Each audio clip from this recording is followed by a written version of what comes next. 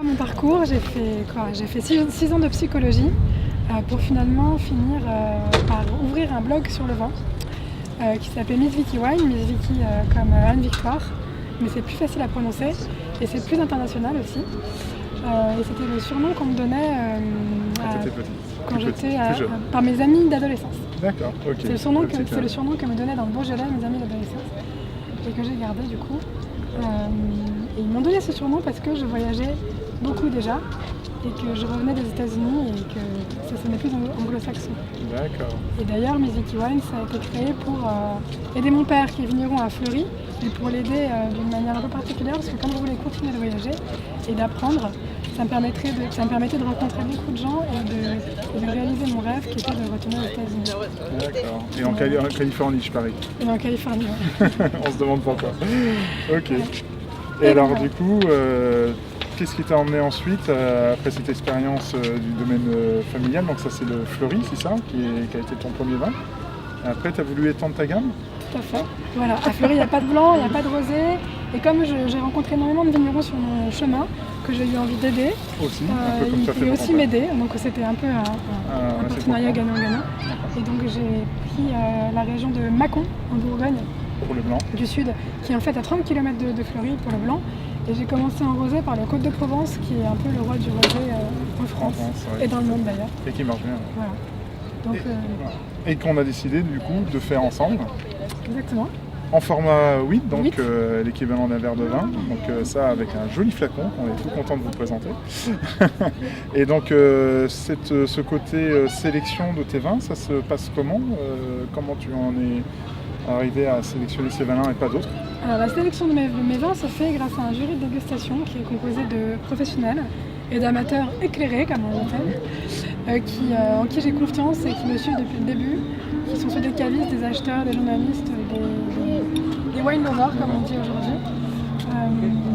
Et donc avant de les réunir autour d'une dégustation à l'aveugle, je vais dans le vignoble faire une présélection. Je travaille aussi avec les syndicats qui font des appels d'offres. À la suite de cette dégustation, on sélectionne trois vins de vignerons que je vais voir ensuite chez eux et j'en choisis un au final avec qui je travaille. L'heureux élu. L'heureux élu pour une relation à long terme, j'espère. Écoute, ça a l'air d'être le cas en tout cas. Ça nous a permis de rencontrer le domaine de l'Anticaille, la famille Ferraud, un superbe domaine. Et puis écoute, on trinque. On trinque. Et merci. Alors Frédéric, tu sais qu'on travaille avec Miss Vicky Wine. Alors c'est quoi l'histoire du domaine de l'Anticaille avec Anne Victoire? Anne Victoire, on l'a rencontrée sur un salon à Hyères il y a 3 ou 4 ans. Elle cherchait un rosé pour faire sa gamme, les vins de Vicky. Elle cherchait son rosé de Provence. Elle a été séduite par notre vin, du coup elle l'a pris et ça fait la 4e année je crois. Vous travaillez ensemble? Anne Victoire travaille avec nous. Donc je tiens à souligner son travail. Merci Anne Victoire, merci de ton travail, de ton implication et puis merci car grâce à toi je rencontre aujourd'hui l'équipe de Divin qui sont très sympas et qui vont venir te voir prochainement. À bientôt.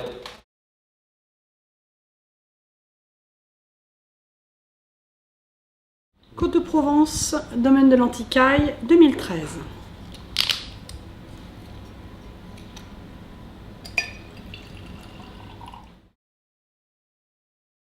La robe est rose très pâle, avec des reflets qui sont un tout petit peu plus soutenus, avec des notes un peu fraises des bois.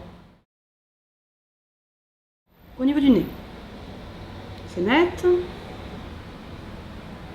c'est bien ouvert, c'est très fruité, mais sur des notes de pêche,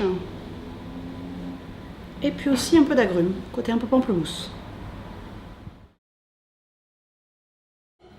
C'est sec, c'est toujours aussi fruité, on a de la fraîcheur, on a une certaine légèreté.